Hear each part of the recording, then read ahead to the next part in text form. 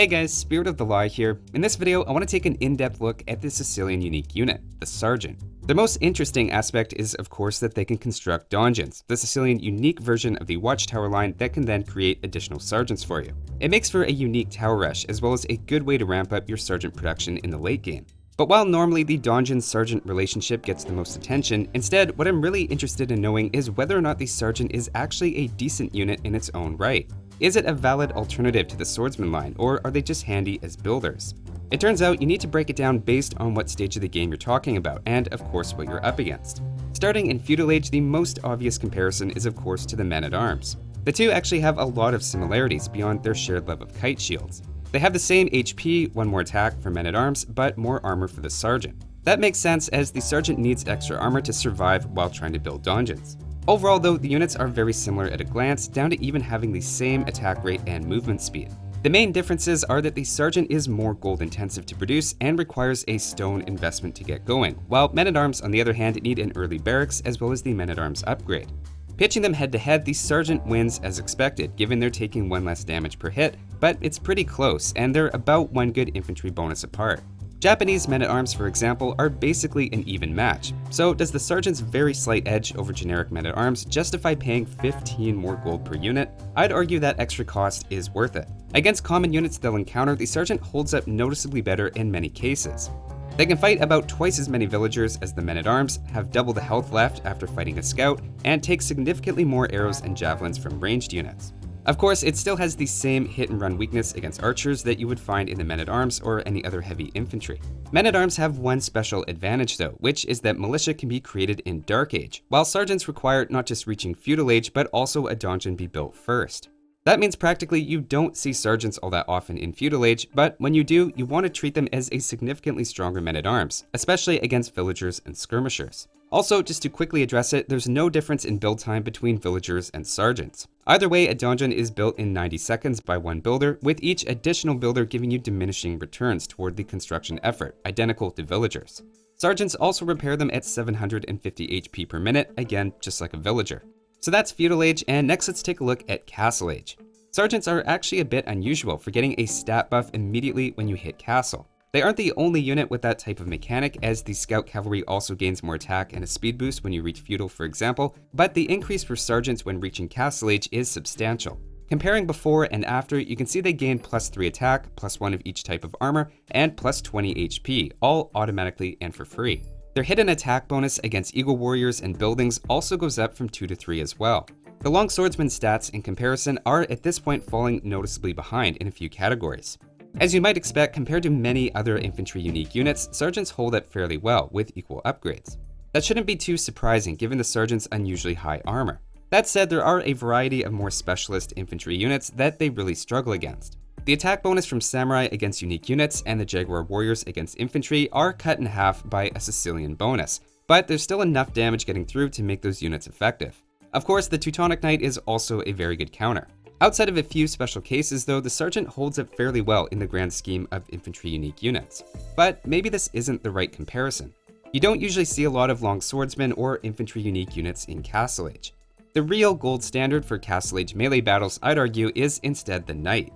If the Sergeant can keep up with the Knights in melee, then that would put them in some pretty elite company and justify using them. With equal numbers, it's pretty clear the Knight is a stronger unit though. The Knight does cost significantly more gold, but even if we correct for that cost difference, the Knight still comes out on top, highlighting just how strong Knights really are compared to most infantry and why they're so commonly used. This hurts an argument for sergeants in Castle Age, as pound for pound with the same resources, Knights are harder, better, faster, and stronger. Plus, as Sicilians, your Knights are more resistant to their usual counters, like pikes and camels anyway. Unless you're up against a massive army of pikes or trying to pressure your opponent's base with donjons, then Knights appear to be the better default choice as a melee unit. Looking at another common Castle Age unit that they'll run into, fully upgraded crossbows take longswordsmen down with 15 shots, while sergeants take 33. Again, I think the real comparison though is to the Knight, which fully upgraded takes 40. The Sergeant's high pierce armor makes this a lot closer than the two units' HP would suggest, but again the Knight looks like a better unit and has extra speed as well, which has to give it the edge. But while I'd argue Knights are the more versatile unit, Sergeants still show up in Castle Age all the time because of their unique tech First Crusade, giving 7 Sergeants from up to 5 town centers. That means you could get anywhere from technically 0 all the way up to 35 units. The tech cost isn't in the same proportions to the unit, so it isn't a perfectly clean comparison, but in total it's roughly equivalent to the cost of 9 or 10 units. Depending on the number of town centers, that means you're either paying a 35% premium with one town center up to a 73% discount.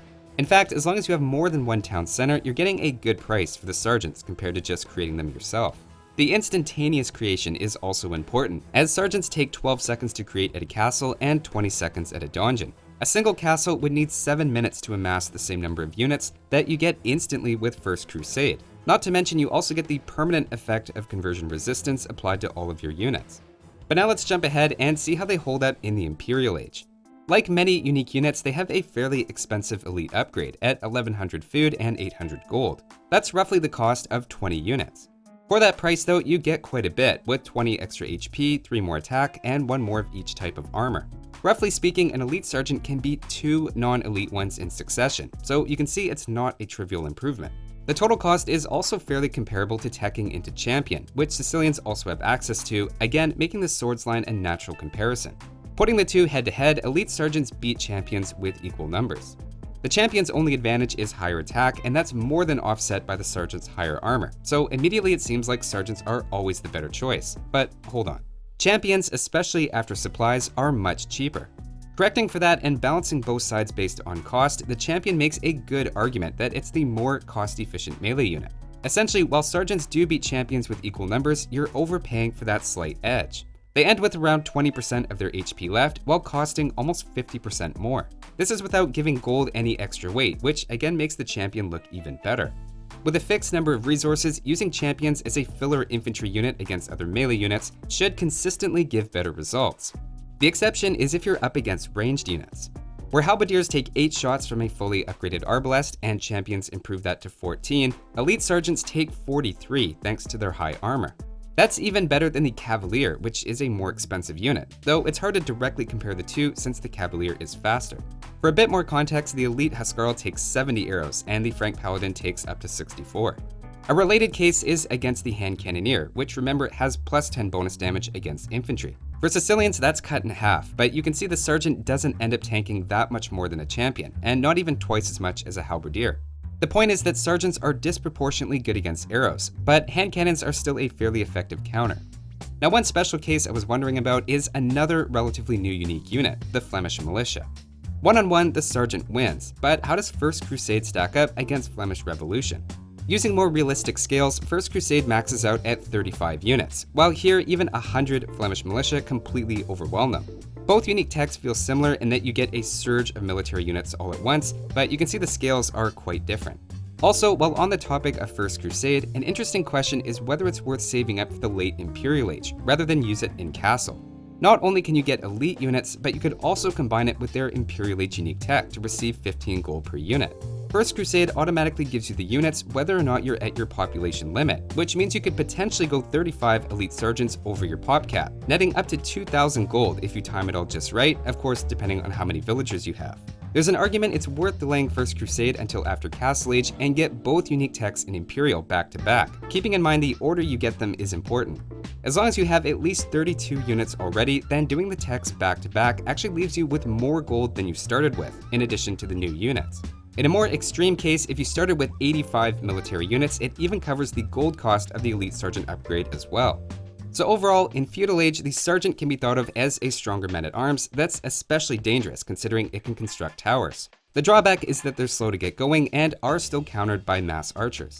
In Castle Age, they get an instant power spike, but are still weaker than the knight as an all-purpose melee unit. Because of the First Crusade tech, you'll still see them somewhat regularly in Castle Age after players have a chance to build up to 5 town centers or need a quick spike in units. In Imperial Age, looking just at melee battles, the champion is probably better in the long run, but as soon as archers are involved, the sergeant starts to look a lot better. Getting both of their unique techs as well as the elite upgrade back to back can also be a great play if you can pull it off. So that's been a deep dive of the sergeant and hopefully puts them into context throughout different stages of the game. Thanks for watching, and I'll see you next time.